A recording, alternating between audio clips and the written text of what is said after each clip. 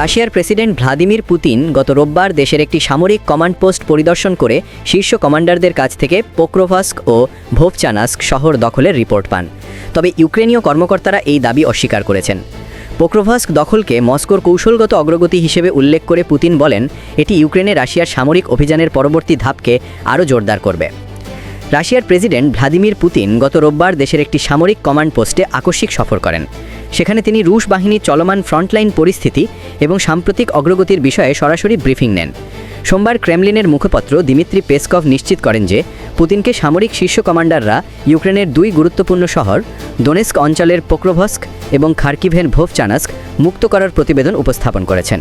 পেসকভকে উদ্ধৃত করে তাস জানায়, রুশ সামরিক বাহিনীর chief of general staff Valery Gerasimov এই দুটি শহরে রাশিয়ার নিয়ন্ত্রণ প্রতিষ্ঠার খবর সর্বাধিনায়ক পুতিনকে অবহিত করেন। পাশাপাশি তিনি ইউক্রেনের বিভিন্ন সেক্টরে রুশ সেনাদের অন্যান্য আক্রমণাত্মক অভিযান ও তার ফলাফলও তুলে ধরেন। তবে ইউক্রেনীয় কর্মকর্তারা পোক্রোভস্ক বা ভোভচানাস্ক কোনো শহরেই রুশ বাহিনীর নিয়ন্ত্রণে গেছে বলে স্বীকার করেননি। তাদের দাবি, লড়াই এখনও চলছে। কেন পোক্রোভস্ক গুরুত্বপূর্ণ? যুদ্ধ শুরুর আগে প্রায় 60,000 মানুষের জনবসতিপূর্ণ পোক্রোভস্ক শহরটি আকারে বড় নয়, কিন্তু এতে রয়েছে গুরুত্বপূর্ণ সরবরাহ সড়ক ও রেলপথ, যা পুরো অঞ্চলের সামরিক ঘাঁটিগুলোকে সংযুক্ত করে। এ কারণে দীর্ঘদিন ধরে এই শহর ছিল মস্কোর কৌশলগত লক্ষ্যগুলোর একটি। শহরটি দখলের পর পুতিন জানান, রুশ বাহিনীর এই অগ্রগতি পুরো অভিযানের গতিপথে বড় ধরনের প্রভাব ফেলবে।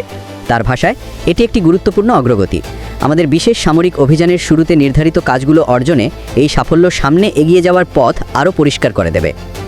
পুতিন আরও দাবি করেন, রুশ বাহিনী সব দিকেই অগ্রসর হচ্ছে এবং ফ্রন্টলাইনের প্রায় সব সেক্টরে আত্মবিশ্বাসের সঙ্গে তাদের অবস্থান ধরে রেখেছে।